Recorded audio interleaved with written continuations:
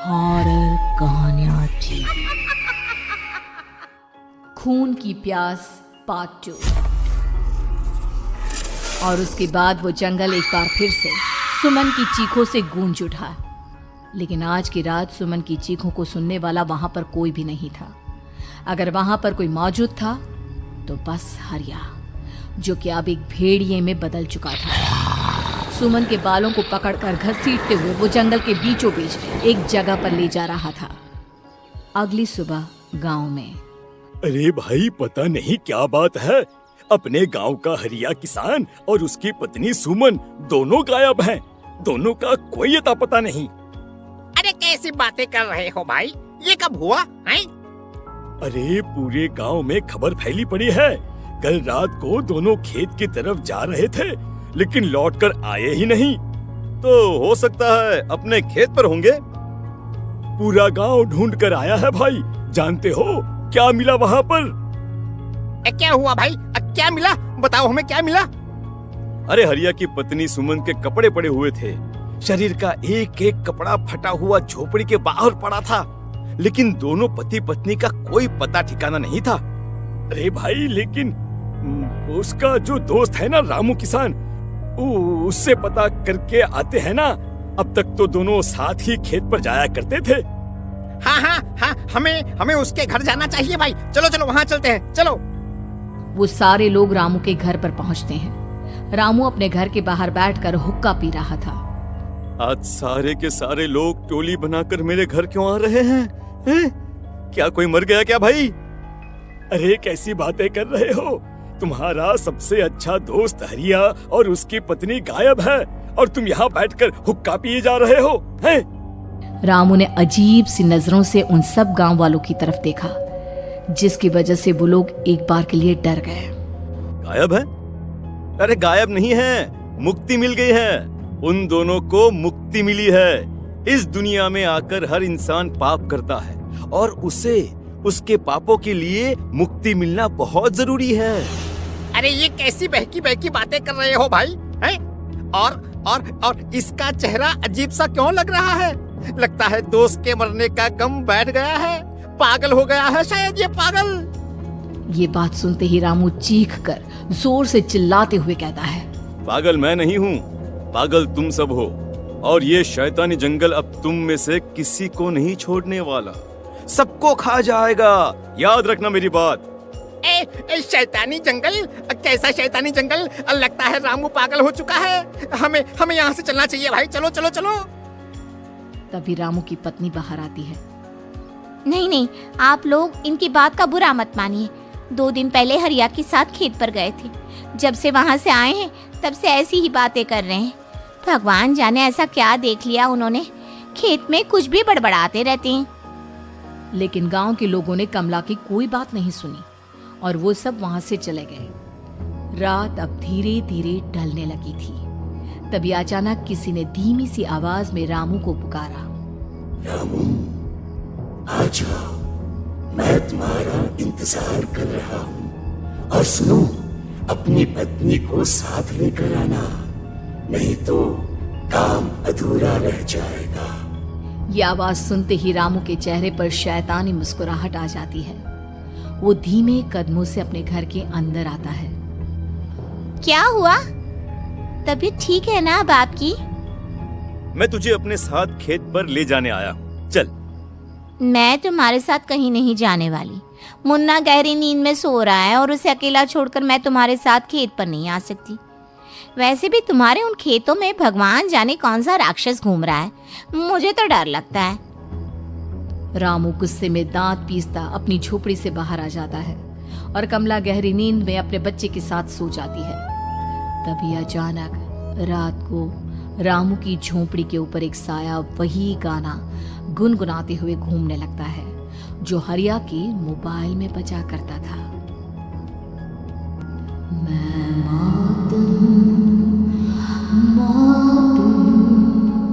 मौत जो बसनी है चारों ओर, जो आएगी कहीं से निगल जाएगी सबको। मैं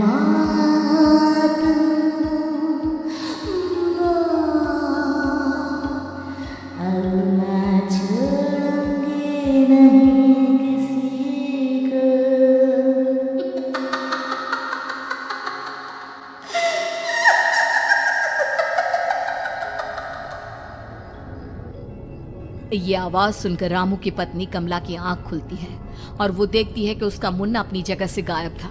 कमला चीखते हुए बाहर दौड़ कर आती है। वहां पर उसने देखा कि रामू ने अपने बच्चे को झोपड़ी के बाहर एक पेड़ से उल्टा लटकाया हुआ था और उसका बच्चा चीख चीख कर रो रहा था। वहीं दूसरी तरफ एक साया बच्चे के ठीक नीचे आग जलाकर उसके चारों तरफ हैवानों की तरफ नाच रहा था। छोड़ दो मेरे बच्चे को। अरे क्या कर रहे हो तुम? शर्म नहीं आती तुम्हें अपने ही बच्चे को इस तरह मौत के हवाले करते हुए? अपना बच्चा? किसने कहा ये मेरा बच्चा है? अरे ये तो उस रामू की औलाद है, इस गांव के किसान रामू की, और मेरी दुश्मनी इस गांव के हर इंसान के साथ है। क्या कैसी बात कर रहे हो तुम? और ये औरत कौन है? ये मेरे बच्चे को खा जाएगी। तभी अचानक से उस साया ने एक बेहद खतरनाक दिखने वाली औरत का रूप ले लिया और उसकी आंखों से आग निकल रही थी। सही पहचाना तूने, मैं तेरे बच्चे को खा जाऊंगी। अगर तू अपनी इस हैवान पति रामू के साथ जंगल नहीं आई, तो मैं तेरे बच्चे को खा जाऊंगी। लेकिन क्यों? आखिर क्या चाहती हो तुम मुझसे? मुझे जंगल क्यों ले जाना चाहती हो? औरत बुरी तरह से ठहाके मार मार कर जोर जोर से हंसने लगी और साथ में रामू भी। ये तो तुझे वहाँ चलने के बाद ही पता चलेगा ना। अगर तू नहीं आई तो थोड़ी देर में तेरा ये बच्चा आग में जलकर मर जाएगा। चल जल्दी। नहीं नहीं, मेरे बच्चे को छोड़ दो। तुम जहाँ कहोगे मैं तुम्हारे साथ चलने के लिए तैयार हूँ। और उसके बाद उस बच्चे को झोपड़ी में लिटाकर आगे आगे वो साया चल रहा था और उसके पीछे पीछे रामू अपनी पत्नी के बाल पकड़कर उसे घसीटते हुए जंगल की तरफ ले गया। जंगल में जाने के बाद कितनी खूबसूरत हो तुम। आज की रात बस तुम और मैं एक दूसरे के साथ रहेंगे। मुझे तुमसे बहुत डर लग रहा है। तुम्हें क्या हो गया है? तुम तो बिल्कुल ठीक थे। वो होगा जो हमारे बीच होना चाहिए। तो आओ आओ अपने आप को मेरे हवाले कर दो। कमला ने डर की वजह से अपनी दोनों आंखें कसकर बंद कर ली थी। रामू ने बुरी तरह से चीख कर कमला से कहा, आंखें खोलो अपनी और मेरी तरफ देखो। कमला ने जैसे ही अपनी आंखें खोली उसने देखा कि रामू एक खतरनाक खूनी हैवान में बदल चुका था। कौन हो तुम? जाने दो मुझे। क्या चाहते हो मुझसे? वही जो एक आदमी एक औरत से चाहता है। मैं तुम्हारा पति रामू नहीं, बल्कि इस जंगल का एक भेड़िया हूँ, और आज की रात तुम्हारे खून से अपनी प्यास बुझा जाऊं। और उसके बाद वो जंगल कमला की दर्दनाक चीखों से गूंज उठा। अगली सुबह कमला के कपड़े भी जंगल में उसी तरह पाए गए जैसे कि सुमन के पाए गए थे। इस घटना के बाद पूरे गांव में दहशत का माहौल था। अपने माँ बाप की मौत और गांव में हो रहे इस तरह की घटनाओं की खबर सुनकर किशन शहर से गांव लौट आया था। अपने माँ बाप की बेदर्द मौत की वजह से वो बहुत परेशान था। तभी अचानक उसे अपने घर में खाट के नीचे पड़ा हुआ वो मोबाइल फोन मिला जो उसने अपने पापा हरिया को गिफ्ट किया था। अरे कितने प्यार से पापा के लिए मोबाइल फोन लेकर आया था। इसे एक दिन भी काम में नहीं ले पाए। और आखिर कौन है जो गांव में इस तरह की हत्याएं कर रहा है? क्या है इन सब के पीछे? क्या है? मुझे पता करना ही होगा, वरना एक दिन पूरा का पूरा गांव खाली हो जाएगा। इस गांव में एक भी जिंदा इंसान नहीं बचेगा। गांव के लोगों की मदद करने के इरादे से किशन अपने गांव से दूर एक दूसरे गांव में बहुत बड़े तांत्रिक के पास मिलने के लिए गया। तांत्रिक बाबा, अब आप ही कुछ उपाय बता सकते हैं। भगवान जाने हमारे गांव को किसकी नजर लग गई है। नजर नहीं लगी है, किसी ने तुम्हारे गांव को बद्दुआ दी है। किसी सताई हुई आत्मा का प्रकोप है और अब वो पूरे गांव में किसी को नहीं छोड़ेगी जब तक उसकी आत्मा को शांति नहीं मिल जाती। अरे लेकिन ऐसा कौन है बाबा?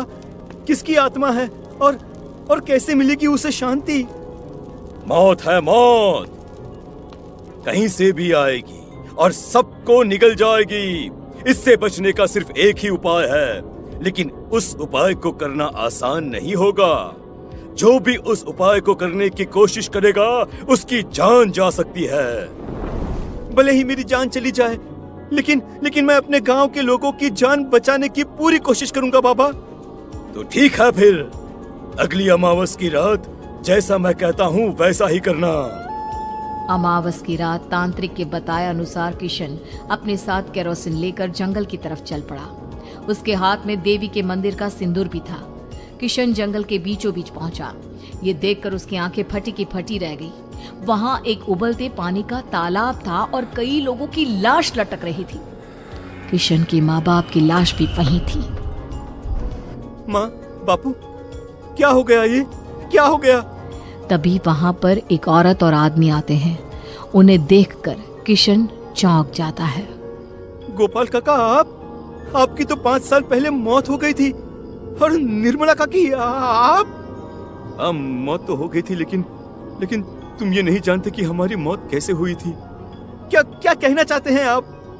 कुछ नहीं, बस ये जान लो कि अब इस गांव में कोई जिंदा नहीं बचेगा। लेकिन क्यों काकी?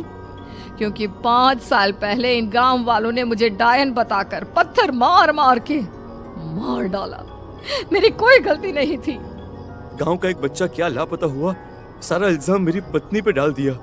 और जब मैंने निर्मला की जान बचाने की कोशिश की तो मुझे भी मार डाला। आपके साथ ये बहुत गलत हुआ काकी, लेकिन आप जो कर रहे हैं वो भी सही नहीं है ना? तुम यहाँ से चले जाओ वरना तुम भी नहीं बचोगे। हमारी आत्मा पिछले 5 साल से मुक्ति के लिए भटक रही है। चले जाओ यहाँ से। मौका देखकर किशन सिंदूर उन दोनों के ऊपर डाल देता है। उनका शरीर जलने लगता है और वो भयानक तरीके से चिल्लाने लगते हैं। अगले ही पल किशन उनके ऊपर केरोसिन डाल देता है और वो दोनों जल जाते हैं। किशन अपने माँ बाप और दूसरी लाशों का अंतिम संस्कार करवाता है और अपने घर लौट आता है। लेकिन वो अभी भी इस बात से अनजान है कि मोबाइल अभी भी बज रहा था। मैं